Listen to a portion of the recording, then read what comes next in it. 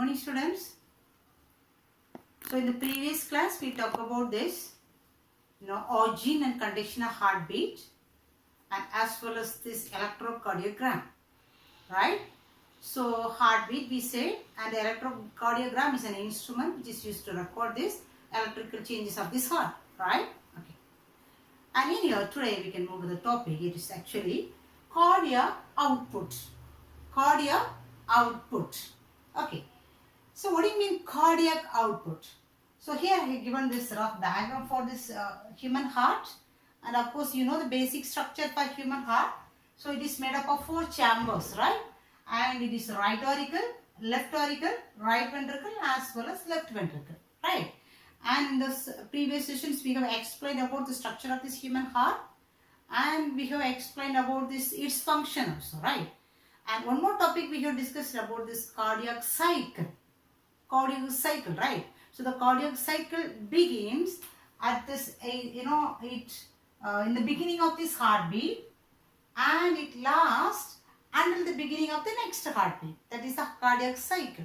So these are all these topics we have discussed already, right? So here anyhow I have to recall something related to this. So listen.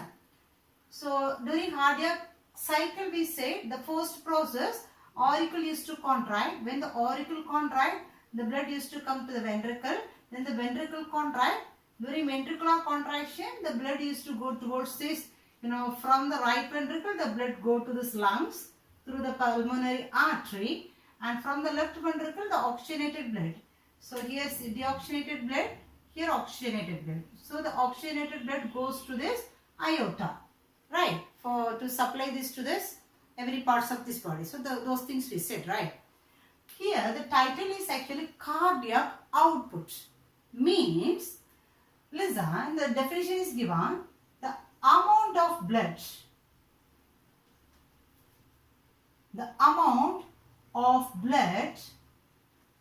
pumped out by each ventricle per minute. So here you have to notice one thing. So the amount of blood pumped out by each ventricle per minute. So these 3 you have to notice, right? So of course we know during ventricular systole, right? During ventricular systole, the blood used to pump out through this pulmonary artery. Here we could say it is a pulmonary artery. Here semilunar wall, and here it is an aorta, right? Aorta, oxygenated blood used to go through the aorta, right? Okay. And so here the title is actually cardiac output. So from the ventricle only the output used to come, right? From the ventricle only output, the blood used to come outside. That only they mentioned here as an output, right? And so what is cardiac output?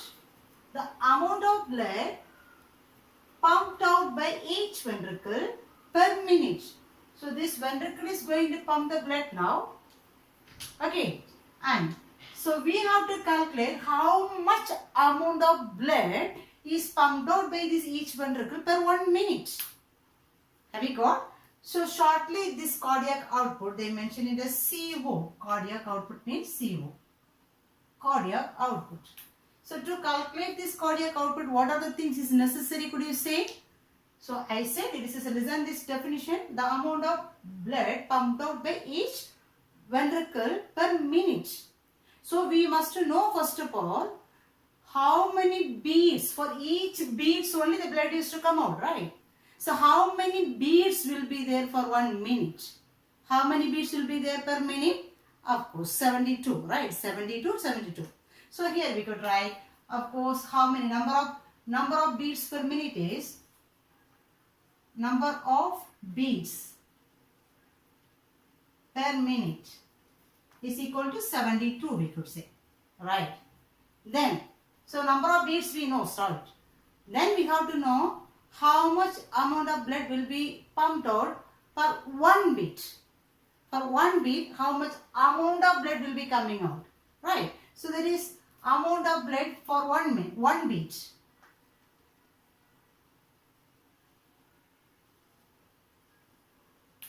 Amount of blood per beat, right? Okay, so this number of beats per minute that they have mentioned as is word as pulse rate. So this is a pulse, or we could say it's a heart rate. Heart rate, or they can say this HR.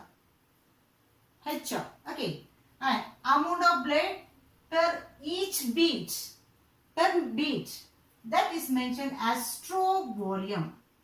That is stroke volume. So if we know this stroke, we can able to calculate the CO, right? So CO formula, how can we write? The amount of blood pumped out by each ventricle per minute is equal to this HR. Am I right? HR into amount of blood pumped out by each beat. That is actually stroke volume. Right? So HR almost we know it is 72, and SV, stroke volume, we have to know. So what do you mean stroke volume? The amount of blood which is coming out of this ventricle for each beat. Okay, how can we calculate this SV, stroke volume? So already during the cardiac cycle we say, the cardiac cycle what we have explained.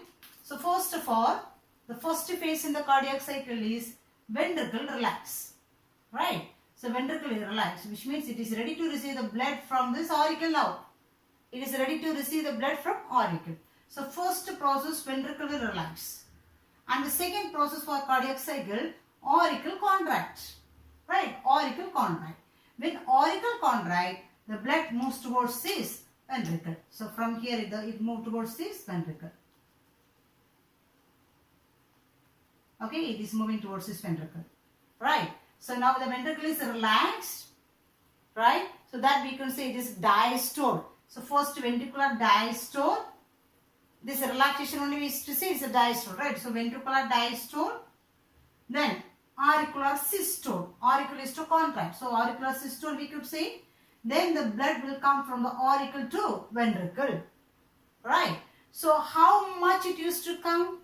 So until this, the maximum capacity we could say how much it can relax, until that it can fill with this blood from this auricle.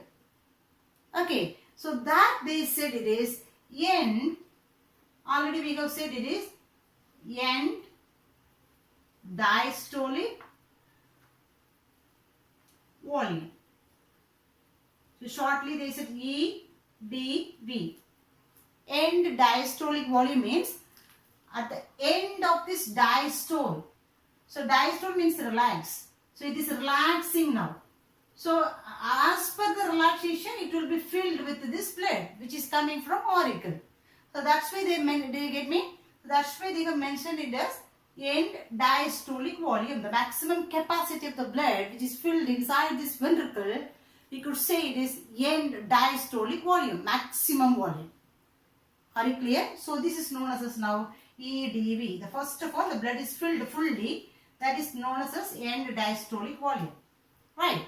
Then the next process is the ventricular systole. Ventricular systole. So during ventricular systole, what happens here? The blood will come out now. So that blood will come out. That only we have to calculate actually output. Cardiac output. So how to calculate, how they are calculating here? Some amount of blood is coming out now, right? Some amount of blood is coming out. So after this ventricular systole, after the ventricular systole, few blood is left inside, remaining. Few blood is left inside this ventricle, right? So if you know that amount of this blood is known as end systolic volume. End systolic volume. So after the contraction, after the systole of this ventricle, little amount of the blood is left inside this ventricle. So that is known as end systolic volume. Now, do you guess now? So how can we calculate the blood which came out of this heart? So first capacity is end diastolic volume. And now rest is, we said, is a end systolic volume. So if we see the difference between EDB as well as ESV, or if we subtract this from this EDB from ESV from EDB, we can get this cardiac output, which means systolic volume. Stroke volume. Understand? We can find out the stroke volume. So here SV, this SV equal to stroke volume equal to EDB minus ESV. Is it clear? So stroke volume equal to EDB minus ESV. Then we can understand the stroke volume, right? So now we can get this cardiac output, total cardiac output. So now one systolic volume. So the one time how much amount of the blood came out of this heart, only called as actually it is a systolic volume. Sorry, stroke volume, right? This is stroke volume. The stroke volume. So now we can able to calculate this, cardiac output. So CO equal to HR into SV. HR approximately we could say 72. Stroke volume we have to find out if we know this EDB and ESV. So we can subtract this ESV from EDB, then we can get stroke volume. So that we can substitute here, and we can find out this cardiac output. Understand? And one person, scientist, his name is Frank and Starling. So Frank Starling law says about these factors which is responsible for this stroke volume. What do you mean stroke volume? The amount of blood which is coming out of this ventricle for each beat, right? Per minute is cardiac output. Do you know the difference? Okay. And so they say, what are the factors is responsible for this one? Actually, what are the factors is responsible? Of course, when the ventricle relaxes, only the blood maximum capacity of the blood can accommodate inside the ventricle, right? So it is as per the muscle fibers which is present on the ventricle. As per the fiber, the relaxation will be there, and so the maximum capacity also will be there, right?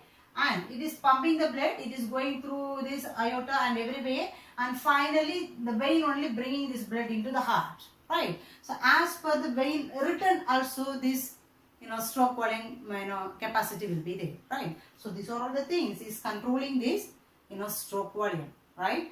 And one more point what he said is, this law says is right side. So this right side, if this right side heart is affected, because since this blood is taken towards his lungs, and the pulmonary area, related to pulmonary area will be affected, breathing and all those problems may occur. And if this left side is affected, since it is supplying the oxygenated blood, we could say it is peripheral regions of the body will be affected. Understand? So that's all about this cardiac outputs. And let us go for the next topic. Right? So let us go for the next topic. It is blood pressure. Right? How we get blood pressure? Of course, it is one of this very familiar word now. It is high BP, blood pressure we used to say, right?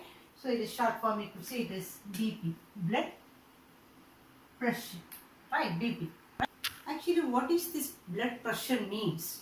Where from this pressure is created? So those things we have to know, right? Actually, the blood pressure is nothing else. So as we said already, the ventricle is a major part, right? So this ventricle only going to give the output, cardiac output that we have discussed now, right? So when the ventricle contracts, the blood goes towards this, pulmonary artery,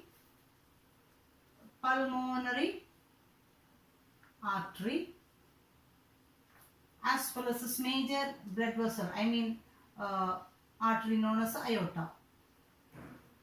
Okay, so this is the two ways this blood will be pumped out by this ventricle, right? So when the blood is moving towards this, this arteries, pulmonary artery, as well as when the blood is moving towards this, aorta, this will create one exerts, the one pressure, one push on this wall of these blood vessels, right? So that pressure only known as actually a blood pressure, right? When the ventricle is pumping the blood is moving towards this, these blood vessels, major blood vessels, main blood vessels. So when it is moving inside, since it is pumping here with one pressure, it is pumping it inside, right? So with one force it is going inside. So that's why this blood will make one exerts one pressure on the wall of this artery or blood vessel is known as blood pressure, right? So if the blood pressure is there in the artery, we could say it is arterial blood pressure. Arterial blood pressure. Arterial blood pressure. Understand? So since it is giving the blood with one force, this blood is moving. When it moves inside this blood vessels, it is exerts one force on this wall of this blood vessels. So that is considered as BP, blood pressure, right? Actually, this blood pressure is required. Why do you know? Because unless there is a pressure, the blood cannot be supplied everywhere throughout the body. Because each and every regions of the body need this blood supply. So if there is no pressure, it cannot move forward. No, even one ordinary, water pipe, we could say, so water is there inside, but unless there is a pressure, it don't move forward. Am I right? The same here also. The blood is there inside, but if there is a pressure only, it can move to other parts, other regions. So this pressure is essential one. But it should not increase and it should not reduce. It should be maintained in a constant level. Okay. So this blood pressure, there is two types of blood pressure in this thing. That is, one is systolic pressure and the one diastolic pressure. Systolic pressure and diastolic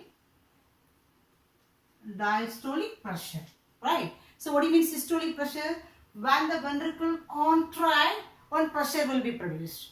Diastolic pressure means when the ventricle relax, one pressure will be produced. That is diastolic pressure. Could you say when will be the pressure will be high, whether it is pumping or whether during contraction or relaxation?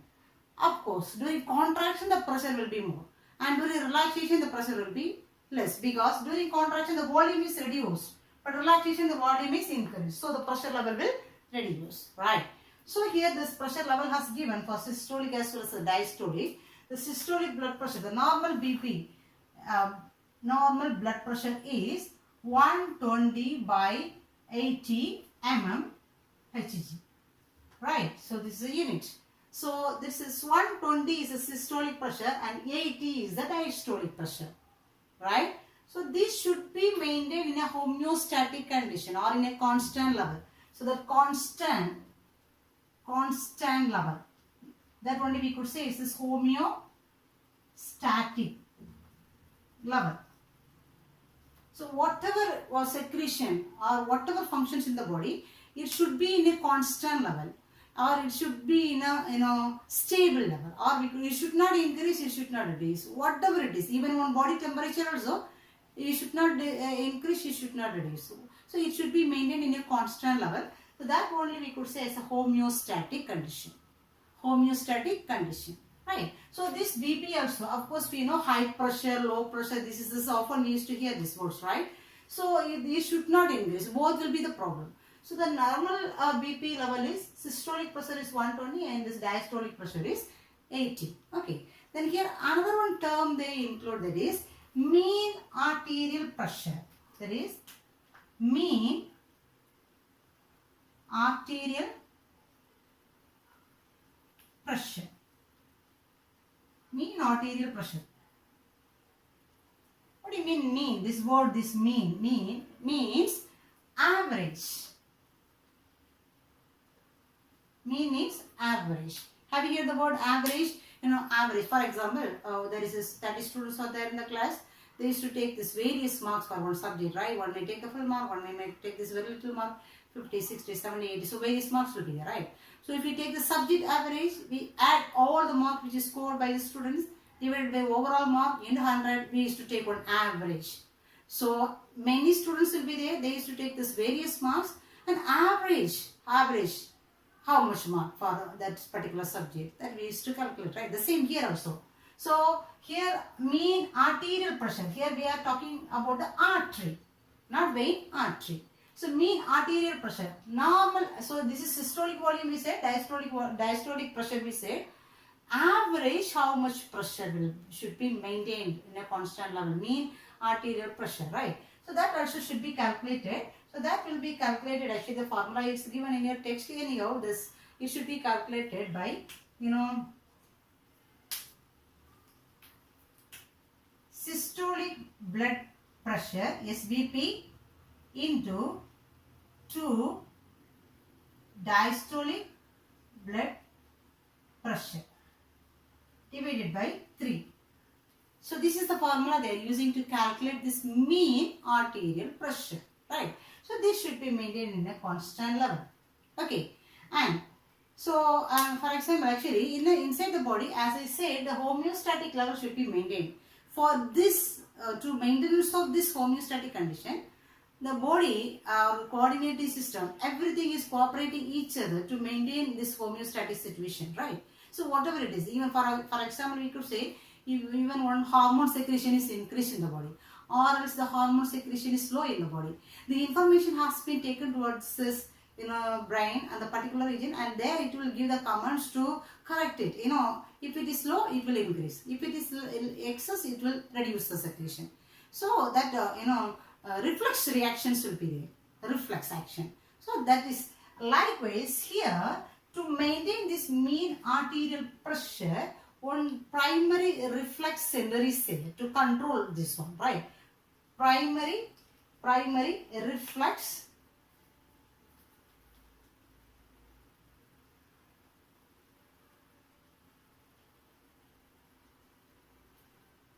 region. Okay, primary reflex region. Actually, what is the role of this one? This reflex activity will control this normal BP, and which means mean arterial pressure. It will maintain the mean arterial pressure. Understand? And that receptor is known as primary reflex receptor. So that is known as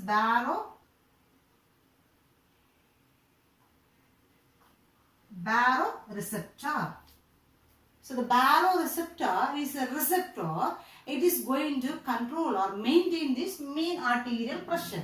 So the body has to maintain normal pressure, that only mean arterial pressure, average pressure, right?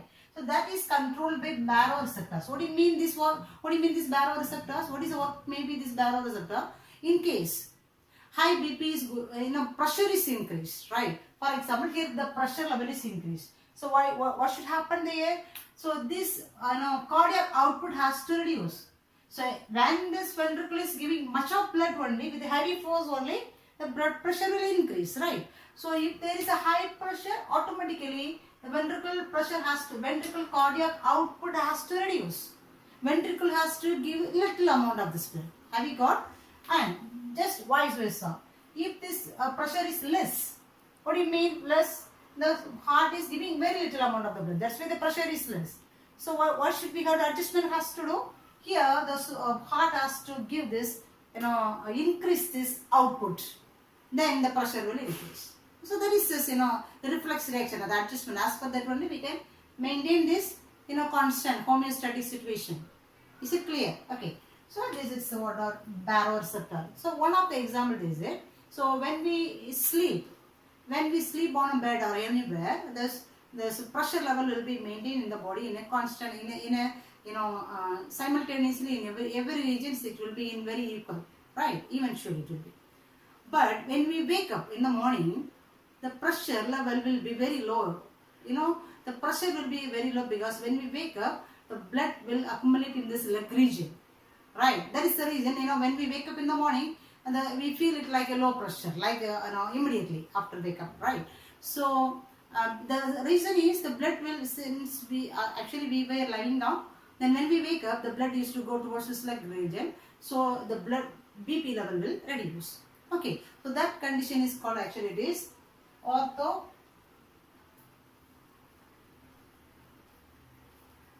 reflex. That is known as orthostatic condition, orthostatic hypotension.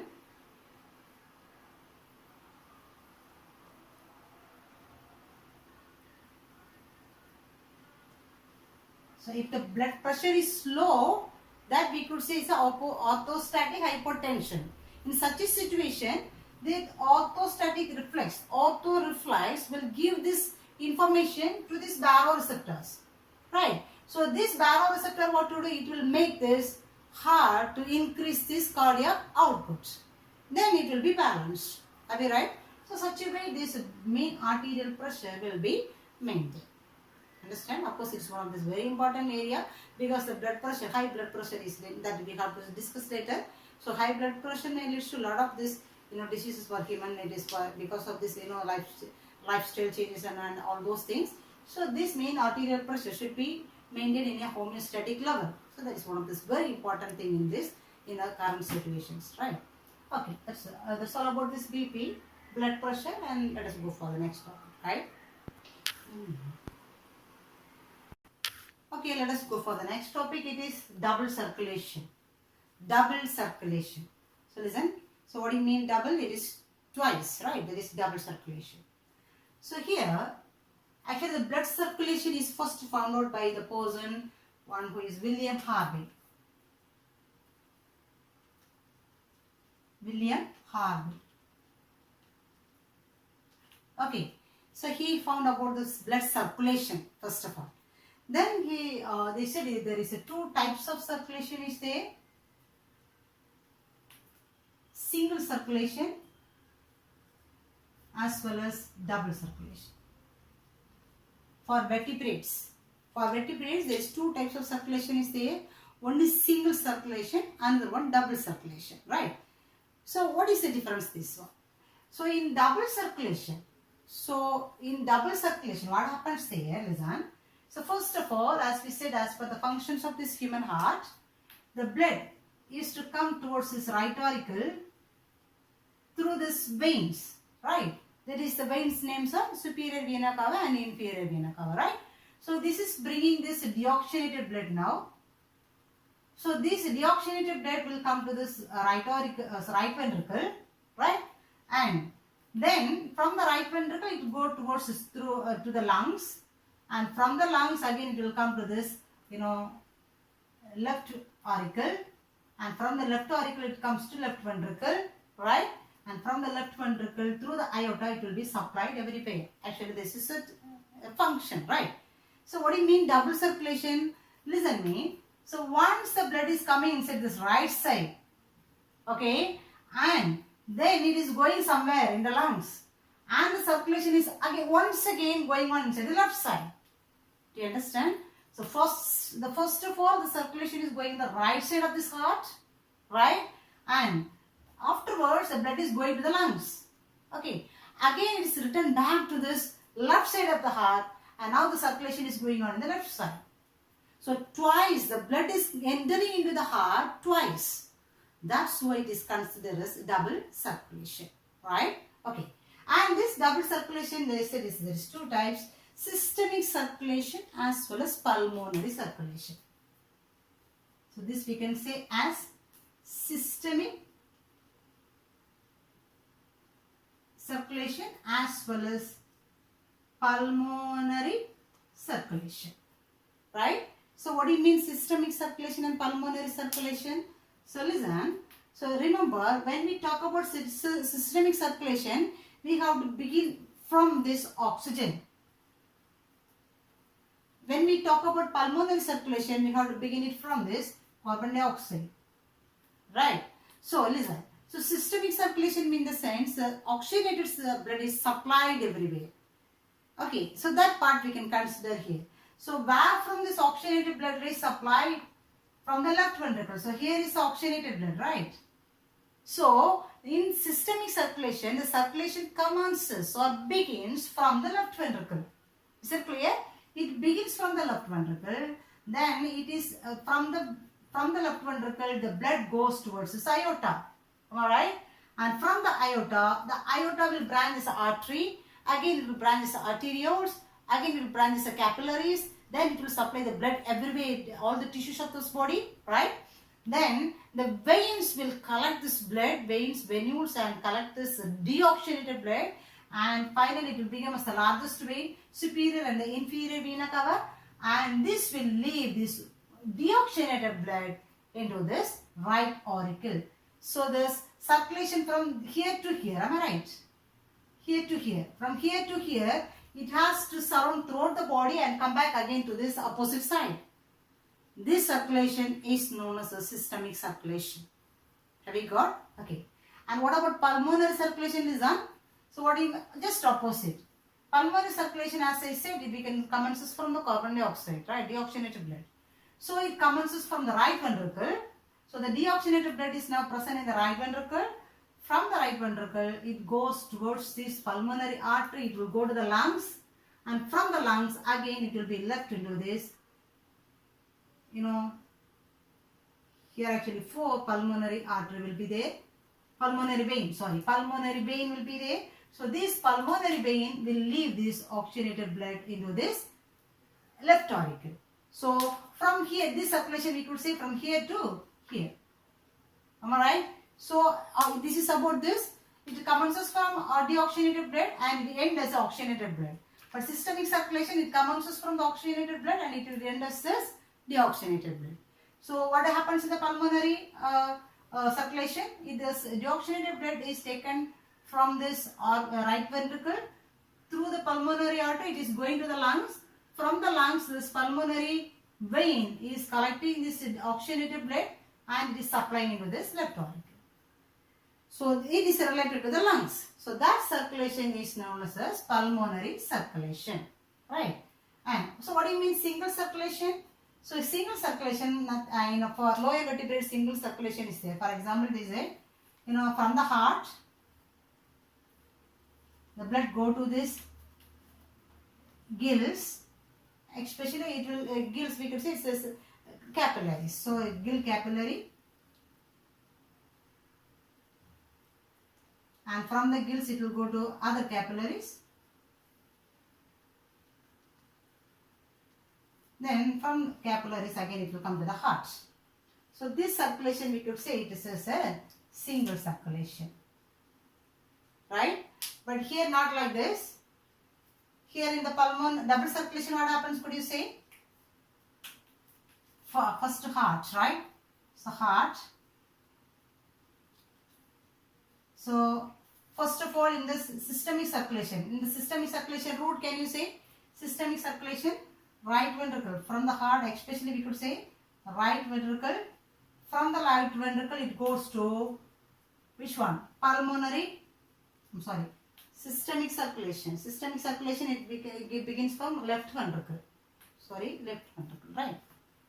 It begins from left ventricle.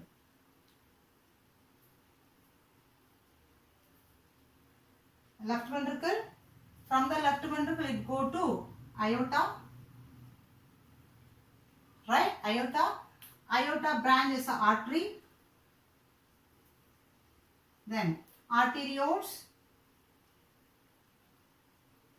Again as a capillaries.